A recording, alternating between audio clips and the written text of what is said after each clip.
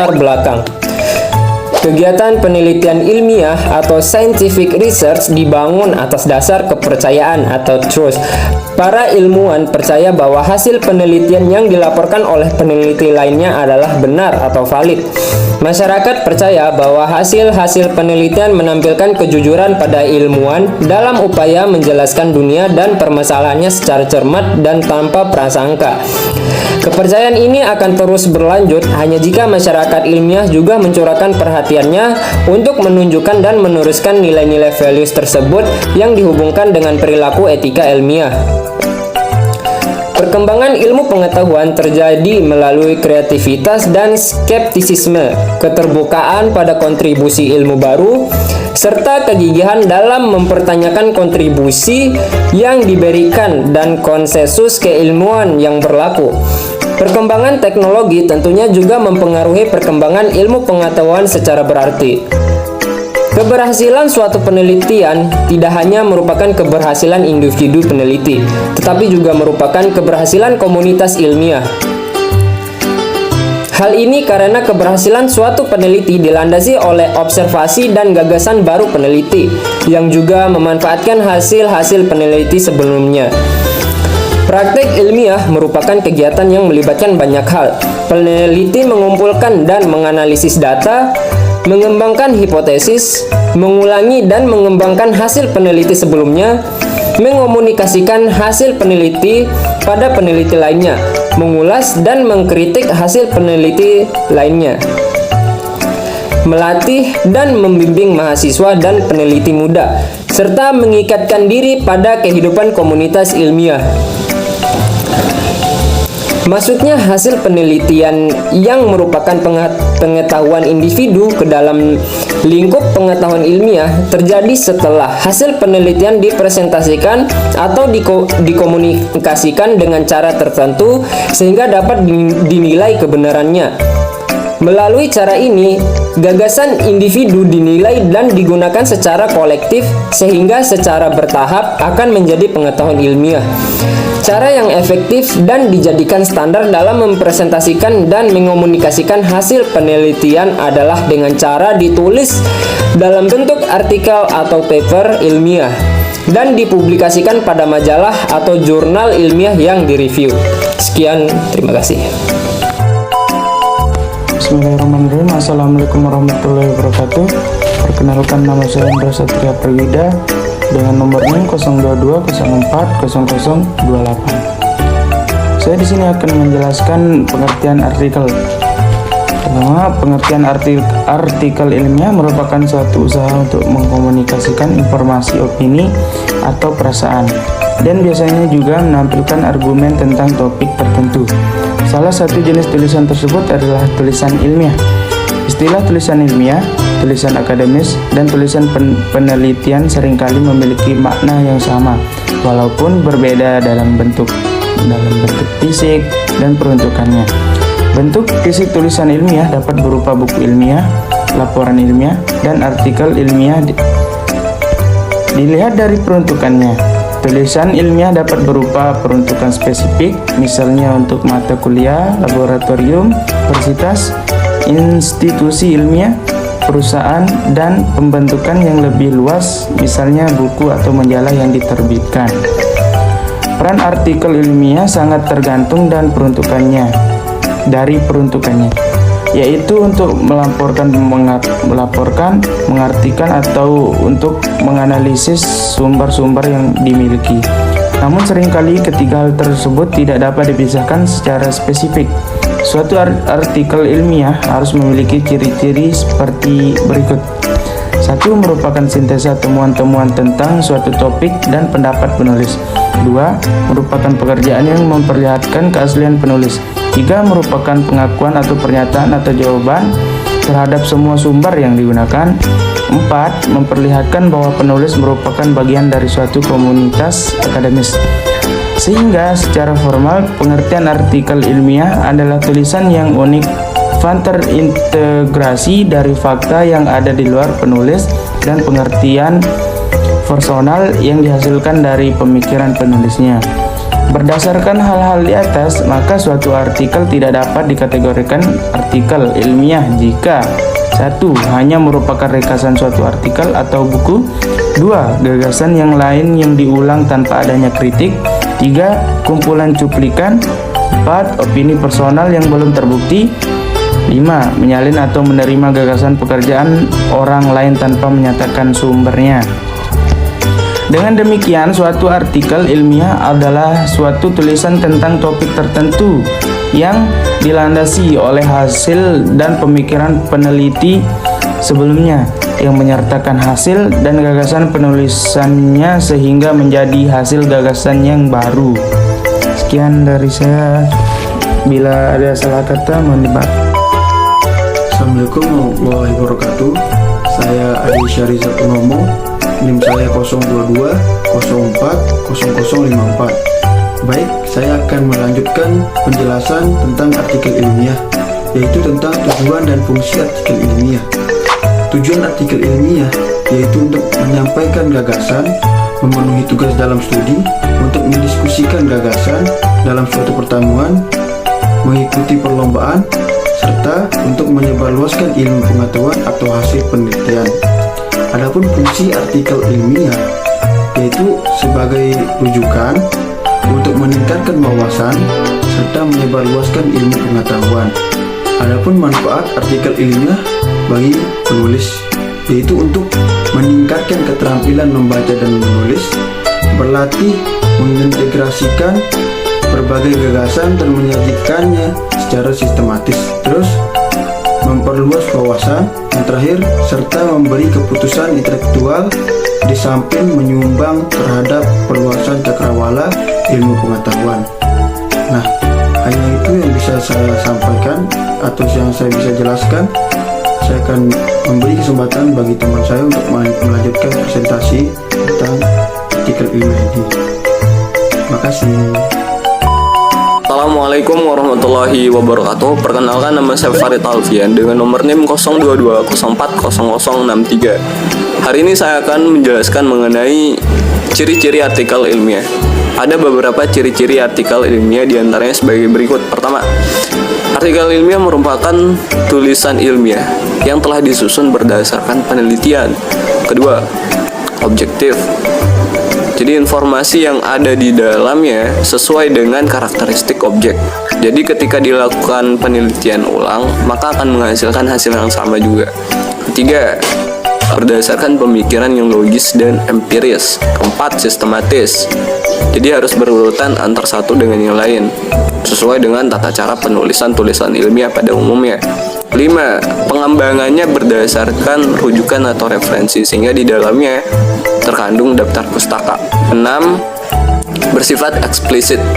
Jadi penggunaan kata-kata ambigu tidak relevan digunakan dalam artikel ilmiah. 7. Dan yang terakhir yaitu kebahasaan, harus menggunakan bahasa yang formal atau baku. Baik, di sini saya akan melanjutkan presentasi dari kawan saya sebelumnya. Jenis-jenis artikel ilmiah. Yang pertama, artikel hasil penelitian. Artikel hasil penelitian disebut juga dengan research article. Jadi, artikel ini akan sering kamu temukan di dalam jurnal-jurnal. Secara isi, artikel penelitian dibuat memang untuk menstimulasi penelitian lain untuk melahirkan penelitian baru. Artikel hasil penelitian ini sendiri memiliki format penyajian yang meliputi adanya yang pertama, judul, yang kedua, nama penulis, yang ketiga, abstrak, yang keempat, kata kunci, yang kelima, pendahuluan, yang keenam, metode, yang ketujuh, hasil, yang kedelapan, diskusi, yang kesembilan, kesimpulan, dan yang terakhir, daftar pustaka. 2. Artikel non-penelitian. Mungkin ada yang asing dengan artikel non-penelitian. Artikel non-artikel lebih familiar disebut dengan review papers, yang merupakan telaah pustaka atau yang akrab kita kenal dengan kajian teori. Dari segi isi teori, prinsip, konsep, dan pengembangannya jauh lebih beragam. Bahkan terkait dengan pendeskripsian fakta juga beragam. Umumnya, artikel non-penelitian ini lebih sering ditulis oleh para pakar atau karena permintaan editor. 3. Telaah buku. Istilah telaah buku mungkin kurang familiar buat kamu. Bagaimana dengan istilah box review? Yap, box review adalah resensi buku, fokusnya menganalisis dan mengkritik buku yang sudah diterbitkan.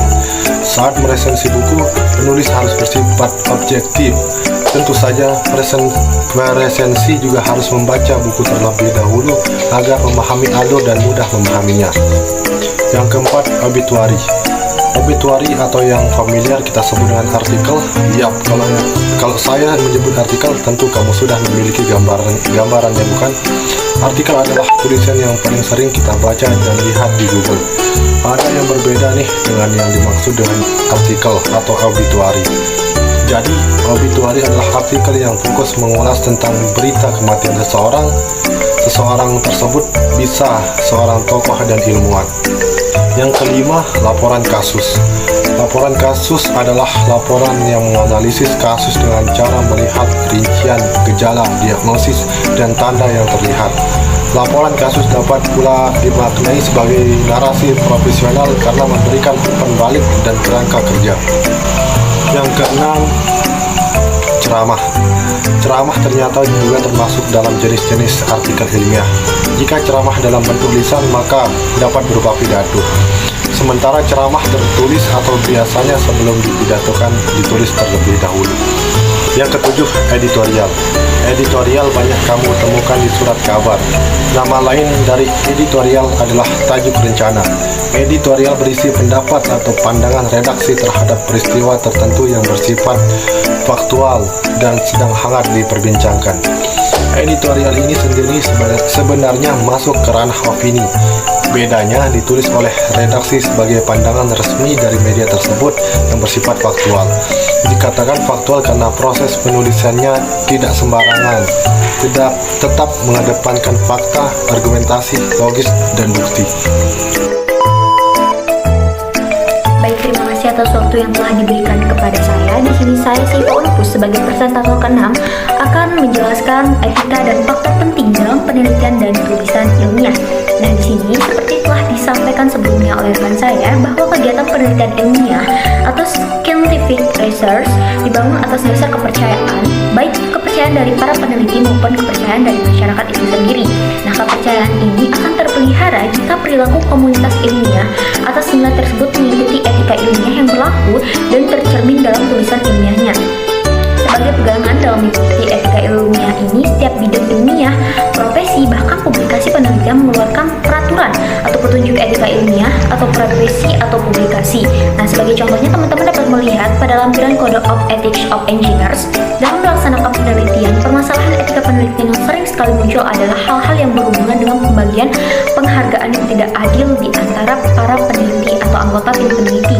Nah, pembagian penghargaan ini meliputi tanggung jawab penyerahan atau pembahasan permohonan dana, kemudian tanggung jawab penggarapan penelitian, dan penyertaan nama penulis tulisan atau artikel ilmiah. Nah, ini hal yang lain yang menyangkut integritas penelitian tersebut adalah yang menyangkut penggunaan subjek penelitian, yaitu seperti hewan atau binatang, dan keselamatan laboratorium. Whitbeck 1998. Pengertian yang lebih sempit tentang permasalahan etika ilmiah atau penelitian adalah apa yang dikategorikan sebagai kejahatan penelitian, research atau research misconduct. Tiga hal yang secara nyata dikategorikan sebagai kejahatan penelitian adalah publication, falsifikasi atau falsification, dan plagiarisme atau plagiarisme. Dalam penelitian, pengertian publikasi adalah mengarang atau making up data, eksperimen atau informasi yang signifikan dalam mengusulkan, melakukan atau melaporkan penelitian. Nah, sedangkan falsifikasi sendiri adalah mengubah atau mengaburkan data atau eksperimen atau mengaburkan sesuatu yang signifikan. Nah, plagiarisme adalah menyalin sesuatu atau menampilkan grafik atau gagasan orang lain yang dinyatakan atau terkesan sebagai hasil dirinya. Nah, plagiarisme ini biasanya teman-teman sudah banyak sekali temui ya di kalangan teman-teman, termasuk kategori pelanggaran kepemilikan intelektual. Nah, dari ketiga hal yang secara nyata dikategorikan sebagai kejahatan penelitian tersebut, hal yang kritis yang dapat secara tidak salah terjebak pada kategori ini adalah plagiarisme. Oleh karena itu, penulis artikel ilmiah harus secara sadar dan jelas menyatakan menggunakan sumber sumber atau hasil penelitian orang lain, serta harus mengikuti tata cara dan aturan penulisan cuplikan atau acuan atau citation atau tulisan atau artikel ilmiah yang berlaku. Nah, pernyataan atau acuan dalam satu tulisan atau artikel ilmiah merupakan bentuk penghargaan pada peneliti lain, sehingga sebagai referensi untuk etika penulisan artikel ilmiah pada jurnal, berikut disajikan sebagai kewajiban etika bagi penulis, yaitu dari American Chemical Society 1996. Yang pertama, kewajiban utama penulis adalah mempresentasikan hasil penelitiannya secara akurat dan secara objektif membahas hasil penelitian tersebut. Kemudian yang kedua, yaitu peneliti harus menyadari bahwa setiap halaman jurnal merupakan satu sumber penting dan memerlukan biaya yang oleh karenanya penulis harus mengurangkan jumlah halaman secara bijak dan secara ekonomis tentunya. Kemudian yang ketiga, laporan utama suatu penelitian harus diutus secara rinci dan menyertakan referensi tentang informasi yang diambil dari sumber umum atau public reference sehingga dapat ditelusuri kembali oleh peneliti lain. Kemudian yang keempat, yaitu penulis harus merujuk hasil-hasil penelitian lainnya yang mempengaruhi uji penelitian yang dilakukan sehingga memudahkan pembaca dalam menelusuri penelitian yang sebelumnya yang secara esensial mempengaruhi pemahaman penelitian yang dilakukan. Nah, selanjutnya yaitu suatu yang membahayakan seperti peralatan, material, atau prosedur yang digunakan untuk penelitian harus dinyatakan secara jelas dalam laporan penelitian tersebut. Kemudian, pemecahan laporan penelitian harus dihindari. Seorang peneliti yang telah melakukan penelitian secara mendalam harus mengorganisir laporannya agar dipublikasikan secara lengkap di jurnal yang memiliki lingkup penelitian yang sama, sehingga pembaca akan mendapatkan kemudahan jika penelitian yang saling terikat atau terkait dipublikasikan dalam satu atau hanya beberapa jurnal saja.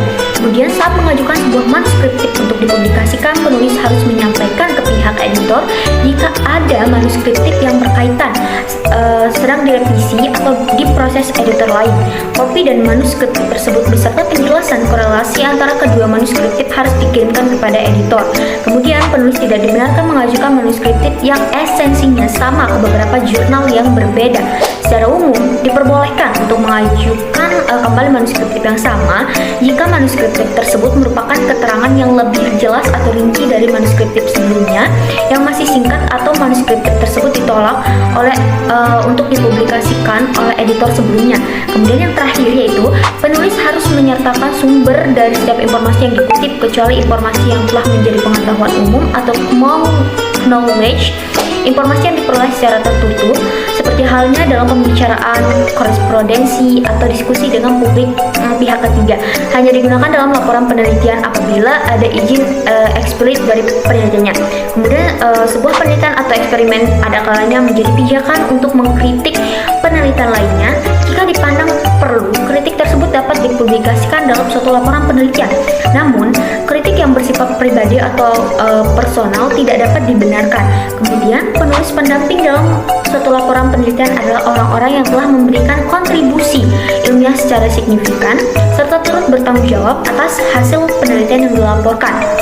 Kontribusi dalam bentuk lain harus dinyatakan dalam catatan kaki atau footnote atau bagian ucapan terima kasih atau acknowledgement. Seseorang yang berkontribusi secara administrasi tidak dapat dinyatakan sebagai penulis pendamping. Penulis pendamping yang telah meninggal dunia telah tetap dicantumkan namanya sebagai penulis pendamping dengan tambahan catatan kaki tanggal meninggal penulis pendamping tersebut. Penulis yang mengirimkan manuskriptif berkewajiban meminta persetujuan kepada penulis pendamping dan memberikan draft copy manuskriptif tersebut. Nah, kemudian yang terakhir yaitu penulis harus menyampaikan kepada pihak editor jika manuskriptif tersebut dapat menimbulkan konflik kepentingan, teman-teman. Misalnya, penulis sedang memberikan konsultasi atau menerima bantuan finansial dari sebuah perusahaan yang dapat mempengaruhi hasil penelitian yang dipublikasikan. Nah, penulis harus menjamin tidak akan ada sesuatu ikatan kontrak atau perjanjian yang mempengaruhi informasi yang terkandung dalam manuskriptif tersebut. Teman, cukup sekian presentasi yang saya sampaikan. Semoga presentasi ini dapat dimengerti oleh teman-teman, dan presentasi selanjutnya akan saya serahkan kepada presentator selanjutnya. Terima kasih. Wassalamualaikum warahmatullahi wabarakatuh. Hai semuanya, saya Siska Ariyanti dengan NIM 022040078. Di sini saya akan melanjutkan materi selanjutnya, yaitu komponen artikel ilmiah dan format artikel ilmiah.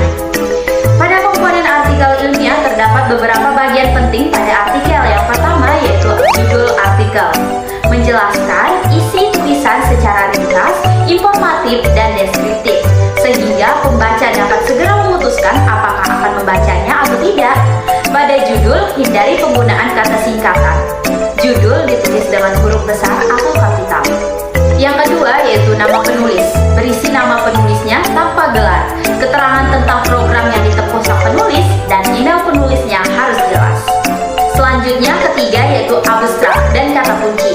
Abstrak berisi pernyataan tujuan utama, metode yang digunakan, ringkasan hasil yang terpenting, serta pernyataan kesimpulan yang utama dan yang paling signifikan. Abstrak dibatasi oleh jumlah kata yang biasanya sekitar 50 sampai 300 kata.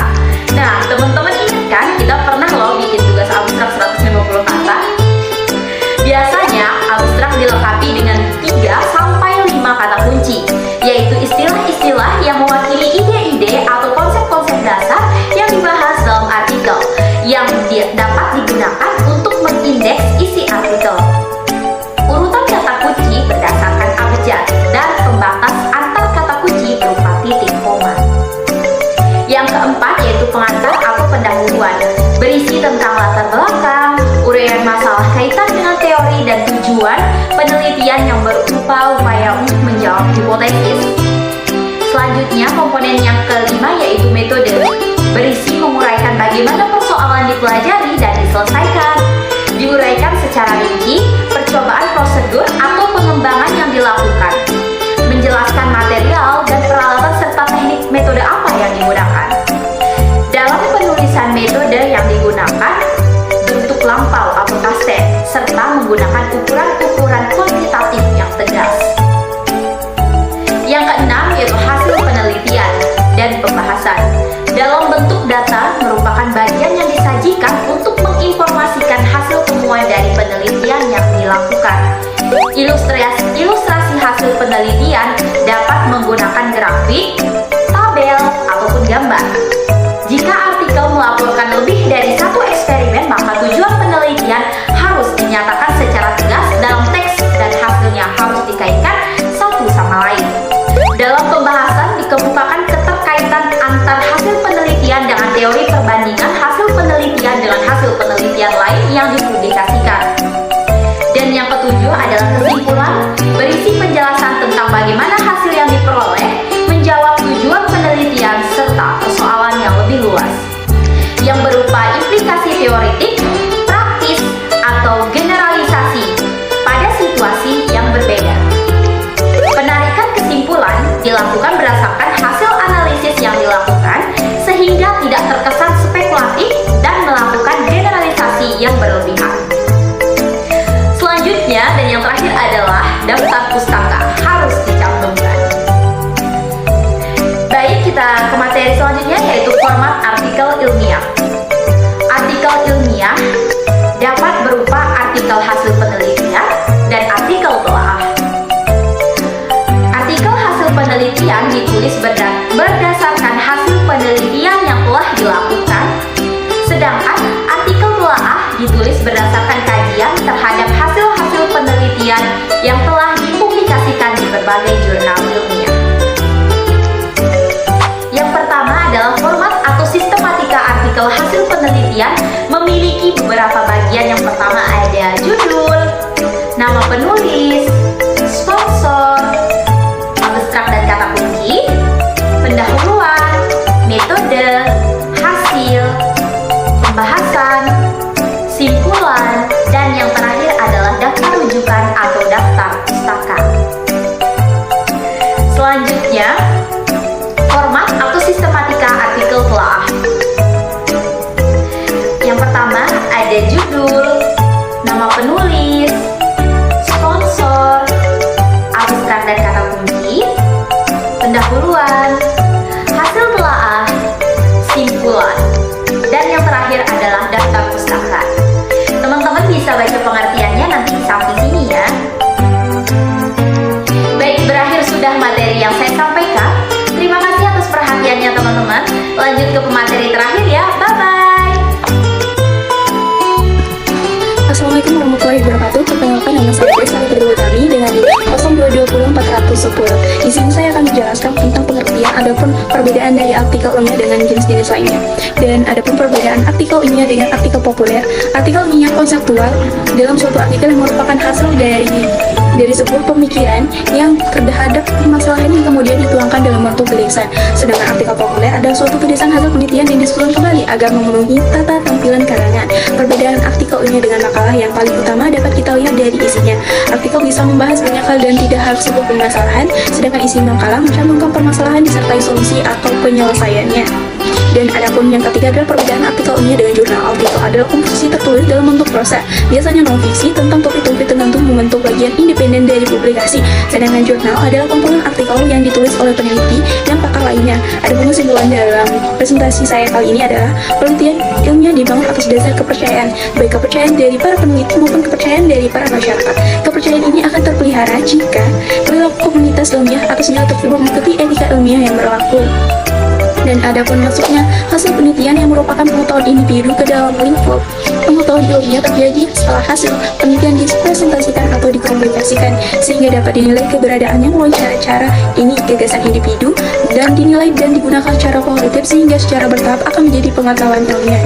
Cara yang efektif dan dijadikan standar dalam mempresentasikan dan mengkomunikasikan hasil penelitian adalah dalam membentuk artikel ilmiah dan dipublikasikan pada jurnal ilmiah yang direview. Dalam artikel ilmiah ini tercermin norma dan perilaku etika pada ilmiahnya. Suatu artikel ilmiah adalah suatu tulisan tentang topik tertentu yang dilandasi oleh hasil dan pemikiran penelitian sebelumnya yang menyatakan hasil dan gagasan daripada penulisnya, sehingga menjadi hasil dan gagasan yang baru. Komponen utama suatu artikel ilmiah terdiri dari judul, abstrak, isi, dan daftar pustaka. Sedangkan aspek teknik penulisan harus mempertimbangkan gaya-gaya penulisan yang bersifat reproduktif, impresional, serta teknik yang notasi. Bentuk penghargaan yang digunakan dalam komunitas ilmiah berupa pernyataan nama-nama penelitian atau penulis ilmiah, ucapan terima kasih, dan acuan rujukan atau kepustakaan dalam bentuk. Dan pelanggaran yang secara nyata dikategorikan pelanggaran etika ilmiah adalah verifikasi, klasifikasi, dan plagiarisme. Semoga dalam makalah ini dapat diterima dan bermanfaat bagi para pendengar dan para penonton di luar sana dan menambah wawasan sehingga dijadikan rujukan untuk satu pembelajaran. Oke, terima kasih. Dan adapun contoh daripada artikel ilmiah kita saksikan di sini.